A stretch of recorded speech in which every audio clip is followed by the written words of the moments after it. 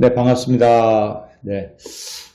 지난 한 주간에는 또 여러 가지 좀 이렇게, 좀 복잡한 상황이 있었는데, 우리 이제 요걸 프로그램을 이제 해주시는 우리 직원이 저를 도와주시는 건데요. 이제 몸이 아프셔가지고, 여기 이제 녹화를 못했어요. 그리고, 그 다음에 이제 우리 대구에서 이병훈 신부님께서 올라오셔서 녹화해 주시겠는데, 너무 프로그램이 하실 일이 많아서, 갑작스럽게 이제 새벽에 있는 기차를 이렇게 잡게 되는데 깜빡 놓쳤어요. 너무 피곤하셔서. 그래서 그 다음에 신부님은 이제 쉬는 날에도 불구하고 이제 모시기로 했는데 그렇게 됐습니다.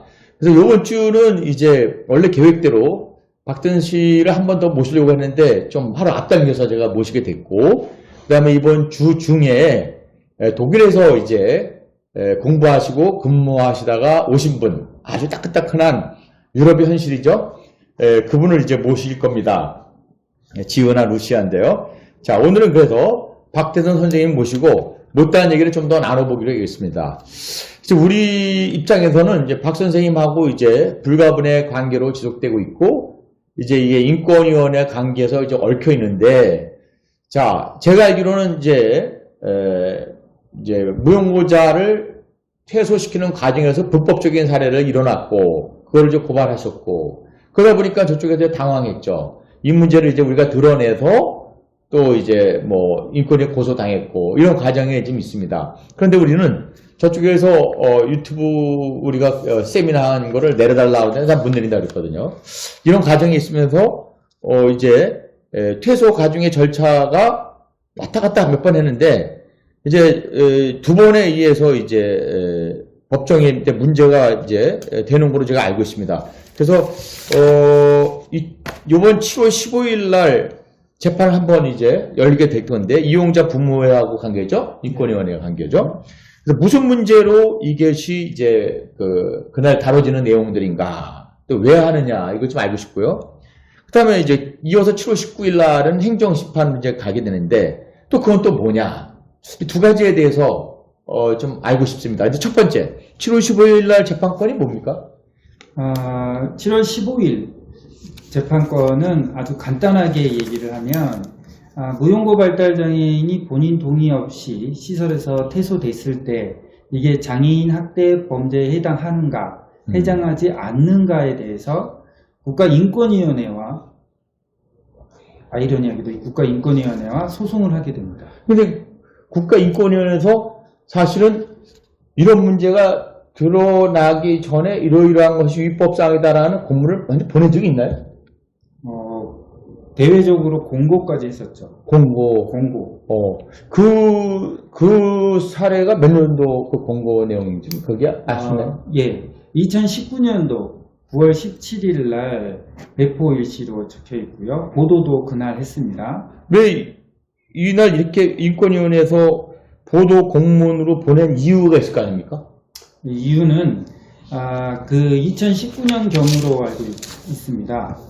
이 타 시설, 경기도 남양주 시설을 알고 있는데, 경기도 모 남양주 시설에서 발달장애인들을 대거 퇴소를 진행했습니다.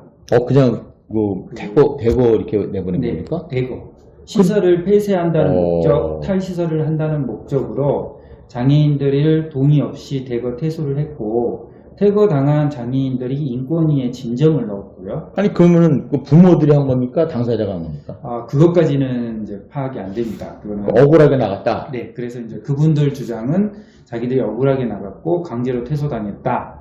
그래서 인권위에다가 구제 요청을 한 거죠. 개수가 이제 도와주겠죠. 왜냐하면은 자기 의지대로 할 수 있는 그런 경우는 지체장애는 가능한데, 네. 발달장애는 불가능하지 않습니까? 네. 분명히 거기에 무슨 가족이 있을 거고 또 억울한 상황이 있을 텐데, 네. 그럼 이제 그거를 인권에다가 그들이 요청한 거죠. 그렇죠. 이런 사례. 거기서 나온 답변이 2019년 9월 17일 이거다 이거죠. 그렇죠. 그게 제가 갖고 있는 게 이 내용인가요? 네. 그럼 이 내용을 나중에 이렇게 말씀해 주시면은 우리 이제 도와주시는 우리 직원이 이걸 좀 띄워드리도록 하겠습니다. 한번 읽어주실 수 있죠? 예, 네. 제가 얘기하는 것보다 차라리 문서를 그대로 읽는 게 조금 더 신빙성이 있을 것 같아서 그대로 읽어드리겠습니다. 가장 중요한 거는 보도자료의 첫 번째 나와 있는 항목인데요. 국가인권위원회 위원장 채용에는 장애인이라는 이유로 장애인 거주시설 퇴소 동의를 당사자가 아닌 보호자에게 받거나 당사자 및 가족의 동의에 앞서 시설 내부 결정기구에 의해 임의로 퇴소를 결정하거나 무용고자에게 후견인을 지정하지 않고 시설장이 입소 계약을 해지하는 것은 헌법이 보장하는 자기 결정권을 침해하는 행위라고 판단, 보건복지부 장관에게 거주인 퇴소 전원 계획 및 시설 서비스 정보 제공 방법 등에 관한 구체적인 세부 지침을 마련할 것을 권고했다라고 되어 있습니다. 여기까지 그러면요, 제가 장애인 거주시설 퇴소 동의를 당사자가 아닌 보호자에게서 받거나 이건 안 된다는 얘기 아닙니까? 네, 안 됩니다. 근데 팔달장애는 자기 의지 표현이 잘 안 되니까 네. 그 다음 사항에 당사자 및 가족의 동의에 앞서 시설 내부 결정기구에 의해 임의로 퇴소를 결정하거나 이거는 이제 본인이 의사표시를 잘 못한다고 해서 내부 결정기구에서 임의로 할 수는 없다. 네. 이렇게 하는 거 아닙니까? 그렇죠. 근데 여기 내부 결정기구 인원이 어떻게 됩니까? 보통 사회복지법인 풀이엘 같은 경우는 이거를 결정하는 TF팀을 별도로 구성을 해서 운영을 했고요. 네. 타 시설은 어떻게 할지 모르겠지만 보통 장애인이 퇴소 직전에 퇴소위원회라는 게 또 열립니다. 위원회. 네. 네. 그래서 이 퇴소 결정을 언제 했느냐는 조사를 정확하게 해봐야죠. 근데 어쨌든 지금까지 저희 진정으로 해서 밝혀진 것은 이 TF팀이나 퇴소위원회가 이 무용고 발달 장애인들의 퇴소를 결정했었다. 네. 저는 이제 이런 것이 굉장히 중요하게 다루는 거는 이제 예전에도 이제 한번 말씀드렸습니다만 퇴소 과정에서 여기에 있어야 된다. 나가야 될 것이다. 합리적인 판단을 누가 하느냐. 그건 이제 제가 보기에는 이제 박대현 씨하고 저하고 같은 것 같은데 의사의 결정. 네. 이제 간호사를 필요해서 물리치료사라든가 여러 의사의 결정에 의해서 돼, 안 돼. 이렇게 해야 되는데 다 배제시켰다는 얘기죠, 단위게. 저희 같은 경우는 아예 배제를 시키고 있죠. 그러니까는 전문가 입장에서는 배제시키면 나머지 사람은 뻔하네요. 행정가네요. 그렇죠. 그러니까 그게 문제가 된다 이거죠. 심각한 문제죠. 네.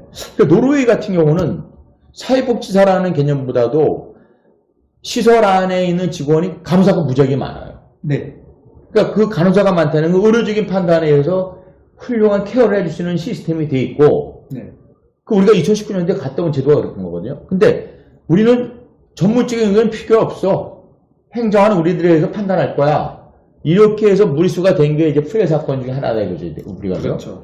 그래서 내부 결정기구에 의해서 임의로 퇴소를 결정하거나 무용고자에게 후견인을 지정하지 않고 시설장의 입소 계약을 해지하는 것은 안 된다는 거죠, 이게요. 그렇죠. 근데 후견인을 지정하지 않고 나오는데 후견인을 지정하지 않고 나온 사례가 우리가 지금 밝힐 수 없습니다만 나중에 무수하게 많았죠.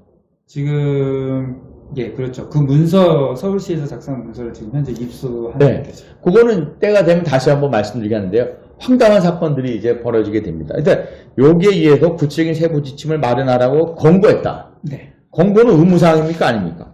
권고는 할 수 있고 받아들이고 받아들이지 않는 것은 이제 보건복지부 장관의 결정이죠. 그럼 보건복지부에서는 여기에 따라서 후속 지침서가 나왔습니까? 네, 나왔습니다. 거기는 어떻게 나옵니까? 당연히 보건복지부 장관은 이거를 받아들여서 두 가지 조치를 했습니다. 자, 첫 번째 하나는 매년 그 장애인 거주 시설은 사업 안내라는 것을 발표를 합니다. 그 사업 안내에 이 국가인권위에서 공고한 대로 퇴소 동의 절차, 그러니까 퇴소하는 방법을 구체적으로 반드시 퇴소 동의서를 받아서 어떻게 하고 하는 것을 결정을 해놨고요. 거기에 안내를 해놨고요. 또 하나는 이렇게 무분별하게 만약에 시설에서 퇴소를 할 경우 이거를 어떻게 해라 라고 아예 공문을 발송했는데 이것도 그 공문을 바로 읽어드리겠습니다. 예, 여기도 이제 1번보다 3번을 먼저 읽어드릴게요. 최근 장애인 거주시설에서 이용자 본인 또는 대리인의 동의 절차 없이 퇴소하거나 전원하는 사례가 발생하고 있으나 해당 행위는 장애인복지법 제59조의 구금지 행위, 제6호 장애인의 정신건강 및 발달에 해를 끼치는 정서적 학대 행위에 해당하는 것으로 보아 동법 제86조 벌칙 제4망 제3호에 따라 처벌받을 수 있습니다. 자, 그러면 이게 무서운 얘기인데. 자, 그렇게 하게 된 거는 인정할 수밖에 없고, 그런 거는 법적으로 해서 강한 처벌의 대상이 된다.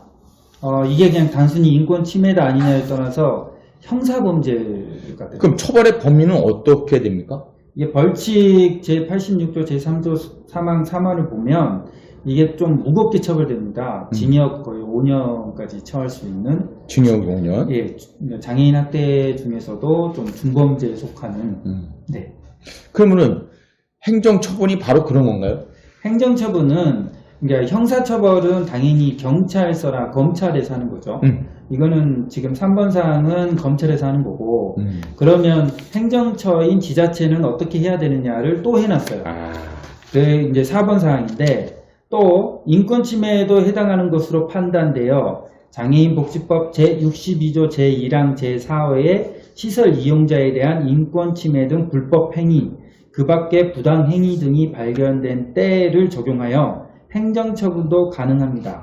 근데 행정처분이라는 건 어차피 드러난 사실 가지고 하는 거니까. 네. 그 행정처분은 지방자치에서는 어떻게 되립니까? 여기는 아까는 위에 이제 징역 5년에 무슨 뭐 굉장히 무거운 벌을 때렸는데 이제 그 기관을 또 때려야 될 거 아닙니까? 예, 행정처분은 이제 그 국가기관에서 전체적으로 조사를 해서 이게 사실이 맞다 그러면 법원에서 판단이 내리기 전에 선조치를 해야 되잖아요. 법원에서 결정 나는데 몇 년씩 걸리니까 그 전에 선조치를 해야 되니까 그 선조치를 하는 행위가 행정처분이라고 보시면 됩니다. 그 행정처분은 지자체장이 이제 어떻게 해라 이게 어떻게 유지됐다 하고 다시 작성을 해서 행정처분서를 내리죠. 그 지방자치에 따라서 처분 내용이 달라질 수 있겠네요. 조사 내용에 따라서 다르다고 봐야 되겠죠. 근데 이제 무거울 때는 그 행해진 주체 의도적이거나 강하게 될 때는 아주 심하면은 법인이 해체할 수도 있겠네요. 법인 해체 명령이 바로 떨어질 수도 있고요. 가장 심한 경우에는 그 행정지자체가 직접 검찰에 고발합니다. 그러니까 로드맵에 나온 거 내용 보면은 시설을 폐쇄하기 위해서 조사해가지고 인권 침해 한 번이라도 되면은 원스트라이크 아웃제라도 없애버리겠다. 얘들이 그렇게 나왔잖아요. 작년에. 그쵸. 근데 아주 그건 드러내놓을 건데 자기네가 잘못했을 때는.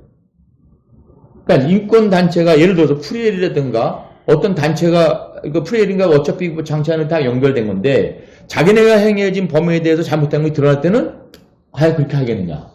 여기에는 이렇게 나왔잖아요. 그렇죠. 근데 그 문제를 가지고 우리 이제 박대현 선생님은 싸운 거 아닙니까? 그렇죠. 이제 이 문제 가지고 제가 당연히 예. 이제 이 발표 후에 2019년 12월 2일에 저희 프리엘에서 향유의 집에서 무용고자들이 집단으로 퇴소가 진행되니까 가만히 있어봐요. 12월 이후에 나온 겁니까? 프리엘이요? 그렇죠. 그럼 요 공모는 남양주에서 어떤 시절에서 이렇게 나왔을 때 지침이 나왔고 네. 그 이후에 이제 프리엘 사건 터졌다. 네, 그렇죠. 그럼 날짜를 봤을 때 그 이후에 나온 거니까 이 사람들이 이렇게 내린 건 모르고 한 건가요? 이제 지금 법원까지 간 이유 중에 하나가 그 내용인데, 자, 이 공고는 9월 17일 날 나왔는데, 이 보건복지부 공문은 1월 6일자로 되어 있어요. 네. 그러니까 무슨 얘기를 하냐면 그 사이에 12월 2일 날 퇴소가 진행됐으니 그러네. 이 권고는 위반한 건 맞지만 이 보건복지부 지침을 위반한 건 아니다라는 황당한 얘기를 해요. 그 사이에? 예, 사의를 했으니까. 그런데 자, 문제는 프리엘 운영자가 누구냐. 여기 이거를 조사해서 국가인권위원회에서 발표한 곳이 어디냐면 담당 부서에 보면 차별시정국이라고 되어 있습니다. 맞아요. 장애차별조사 이과. 예. 이렇게 되어 있죠? 예, 맞아요. 자, 여기에 전문위원들이 여기에 의견을 줘요. 국가인권위원장이 밑에 전문위원들이 붙어서 의견을 주는데 장애인 차별조사 이쪽에 있는 전문위원이 사회복지법인 프리엘 이사장입니다. 그러니까 자기가 관련된 부서에서 발표한 것을 자기가 몰랐다는 주장은 프리엘에서 할 수가 없죠. 그렇죠. 네. 그러면 이 주장은 지금 누가 하고 있냐면 황당하게도 이 차별 시정과에서 하고 있어요. 그래서 지금 소송까지 간 거예요. 그러니까 이제 인권위원회에서는 보도자료를 배포해서 줬는데 네. 거기에 대한 구성 멤버들이 다 그 사람들이야. 네, 그렇죠. 근데 이게 또 문제가 돼가지고 보건복지 지침을 내렸어. 네. 거기에 2020년 1월 며칠이야. 네. 그 잠깐 사이에 자기네가 벌였으니까 우리는 책임이 없어. 이런 얘기 아닙니까? 좀 황당하지만 그 과연 그럴까요? 그거만 있을까요? 그런데 이제 문제는 그래서 이거를 경찰서에 가져가서 저도 살짝 물어봤죠. 실제로 그럴 수가 있느냐. 네. 지침이 좀 늦게 나왔다고 해서. 근데 그게 아니랍니다. 왜 아니냐? 그러면 이 법조항을 봐야 된대요. 이 법조항이 언제 생겼느냐가 중요한 거지. 그렇죠. 지침이 언제 나왔느냐가 중요하지는 않다는 거예요. 이 법이 실제로 적용할 수 있다 그러면 이 법이 언제 생겼는가를 봐야 되는데 이 법은 정말 생긴 지가 오래됐습니다. 그러니까 보건복지부에서는 인권위가 있으니까 인권위원회에서 이제 남양주에서 물어보니까 네. 이러이러한 사례가 있는 거는 안 된다. 근데 안 되는데 다시 한번 확인하는 과정에서 더 강하게 보건복지부에서 주지시키라고 보낸 거지. 그렇죠. 그 법이 무효가 되는 건 아니잖아요. 그걸 그때 했다고 해서 그 법을 그러니까 그때 이제 시행하는 건 아니죠. 복지부에서는 이미 더 근거를 내가지고 몇 조 몇 항에 의해서 처벌받을 수 있다. 조심해라라는 걸 다시 한번 뚜렷하게 보여준 거는 이미 구성되어 있는 법을 네. 꺼내줘서 알려준 거지 이 그렇죠. 법이 새로 만든 건 아니란 말이에요. 그렇죠. 그러니까 이 법의 내용이 어떤 거냐 장애인의 정신 건강 및 발달에 해를 끼치는 정서적 학대에 해결하는 것으로 보아. 예? 네. 얘가 지금 이렇게 문제는 게 다 여기에 해당되는 거야. 처벌받을 수 있어. 조심해. 네. 이게 징역 5년이 될 수 있고 어떻게 되는 거야. 이 얘기 아닙니까? 그렇죠. 그렇죠. 중범죄다. 근데 그렇게 되면서 다음에는 이제 행정처분은 지방자치도 또 당할 거야. 이 얘기를 더 얹어서 줬단 말이에요. 지방자치단체는 이게 범죄 행위니까 장애인 학대 범죄니까 이렇게 행정처분을 해달라. 라는 거죠. 근데 이제 여기서 이게 협조 공문으로 돼 있다고 또 문제를 삼는 사람들이 있어요. 예. 네, 근데 왜 협조 공문이냐? 이게 지시사항이 될 수는 없어요. 왜냐하면 저희는 이제 그 유명한 지방자치제라고 해서 우리는 이제 점점 지방이 권한을 점점 확대하고 중앙의 권한을 지금 줄여가고 있잖아요. 그래서 보건복지부의 관할 부서로 해서 같이 일을 하기는 하지만 지자체가 이거를 받아들이고 또 행하거나 이거를 적용하는 것은 지자체장의 권한에 해당이 돼요. 그러니까 보건복지부가 이런 거를 지침을 전달하거나 이런 공문을 발송할 때는 이런 식으로 좀 이렇게 해서 협조를 해주세요 라고 해야지 해라 라고 지시를 할 수가 없어요. 그래서 협조 공문입니다. 얘기가 좀 길어진 것 같은데 여기서 일단 마치고 네. 다음에 또 이어서 하도록 하겠습니다. 네, 감사합니다. 감사합니다. 구독, 좋아요, 알람 설정 부탁해요. 예, 해피엔딩. 나를 부르네 함께 찬양하라